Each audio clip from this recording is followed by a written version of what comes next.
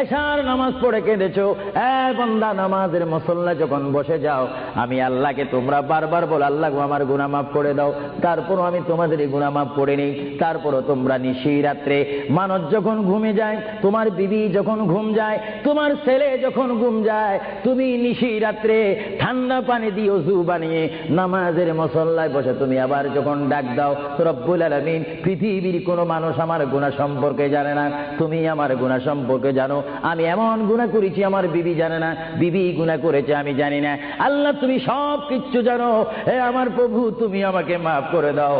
আমার আল্লাহ বলে তারপরও যদি তোমাদেরকে আমি মাফ না করি, তারপরও বান্দা তোমরা আমার রহমতের দরজা থেকে ফিরে যাইও না। আমি তোমাদেরকে হুকুম দিচ্ছি, ওয়ালাউ আন্নাহুম ইয যালামু আনফুসাহুম জাউকা, বান্দারে যদি গুনাহ করে ফেলো আমার রহমত থেকে মুখ ফিরিয়ে তুমি চলে যাইও না। বান্দা আকাশ পরিমাণ যদি গুনাহ করো, পাতাল পরিমাণ যদি গুনাহ করো, সাগরের পানি পরিমাণ যদি গুনাহ করো, পাহাড় তুলনায় যদি তুমি গুনাহ করো, আমার দরবার থেকে তুমি নিরাশ হইও না। বান্দা আমি তোমাকে একটি রাস্তা পাঠাই দিচ্ছি, একটি পথ তোমাকে আমি দেখাই দিচ্ছি। সেই পথটি কোন পথ তোমরা জানো? ওয়ালাউ আন্নাহুম ইয যালামু আনফুসাহুম জাউকা, বান্দারে যখন তোমরা বরবাদ হয়ে যাবে তখন তোমাদেরকে একটা পথ আমি তোমাদেরকে দেখাই দিলাম, সেই পথটির নাম হচ্ছে আমার রাসূলের মদিনা। জুড়ে বলেন সুবহানাল্লাহ। বান্দা আমার নবীর দরবারে গিয়ে কেঁদে কেঁদে তোমরা বলো ইয়া রাসূলুল্লাহ, ইয়া হাবিবাল্লাহ, আয়া আকা ইয়া রাসূলুল্লাহ। আল্লাহ কোরআনে বলেছে ওয়ালাউ আন্নাহুম ইয যালামু আনফুসাহুম জাউকা ফাস্তাগফিরুল্লাহ ওয়াস্তাগফার লাহুমুর রাসূল। আল্লাহ বলেছে হে বান্দা তোমরা ডানে না গিয়ে, বামে না গিয়ে, পিছে না গিয়ে তোমরা সরাসরি আমার নবীর কদমে চলে যাও।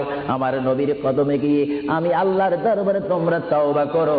তওবা করতে করতে তোমাদের চোখের পানি যখন বাইর হয়ে যাবে, আর ওই মুহূর্তে যদি আমার বন্ধু যদি তোমাদের জন্য আমার দরবারে সুপারিশ করে, আমি আল্লাহ তোমাদেরকে ওয়াদা দিয়ে দিলাম, গ্যারান্টি দিয়ে দিলাম, আমার রাসূল যদি তোমাদের জন্য আমার দরবারে সুপারিশ করে, সঙ্গে সঙ্গে বান্দা তোমার অতীতের জীবনের কবিরা সগীরা গুনাহ মাফ করে দেব। জোরে বলেন সুবহানাল্লাহ, আরো জোরে বলেন।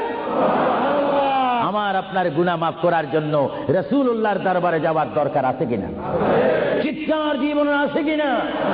এটা কোরআনের অপব্যাখ্যা নয়, কোরআন শরীফের আয়াত। ওয়ালাউ আন্নাহুম ইয যালামু আনফুসাহুম জাউকা, যারা তাফসীর পড়েছেন, তাফসীর জালালাইন পড়েছেন, টাইটেল পড়েছেন, বুখারী পড়েছেন, মুসলিম পড়েছেন, ইবনে মাজাহ পড়েছেন, সিয়াসিত্তা পড়েছেন, হাদিস পড়েছেন, ইজমা পড়েছেন, কিয়াস মেনেছেন, উসুল মেনেছেন, বালাগাত মেনেছেন, মুনতিক মেনেছেন, শরীয়ত বুঝেছেন, তরিকত বুঝেছেন, হাকিকত বুঝেছেন, ইলমে লুদুনি পেয়েছেন, ইলমে তাসাউফ মেনেছেন, তারা অবশ্যই স্বীকার করবে মানুষের একমাত্র মুক্তির স্থান, পরিত্রাণের স্থান, আসলের স্থান, নাজাতের স্থান, আল্লাহ পাওয়ার স্থান মুহাম্মদুর রাসূলুল্লাহ কদম মুবারক। চিৎকার দিয়ে বলেন সুবহানাল্লাহ।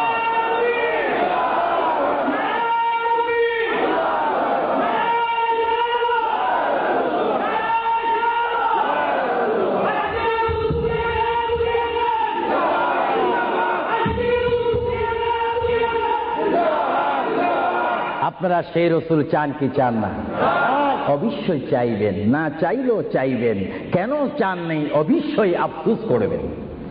কারণ পৃথিবীতে সন্তান রয়েছে, বিবির জন্য স্বামী রয়েছে, স্বামীর জন্য বিবি রয়েছে, সন্তানের পাশে মা রয়েছে, মায়ের পাশে সন্তান রয়েছে। এটার নাম দুনিয়া। আর দুনিয়া ও মাজরাতুল আখিরা।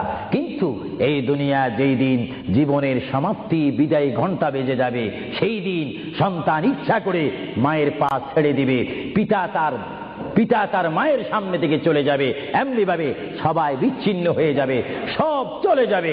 একমাত্র সাথী হবে, আপন হবে, বন্ধু হবে, কবরের সঙ্গী হবে। সবাই বলেন মুহাম্মাদুর।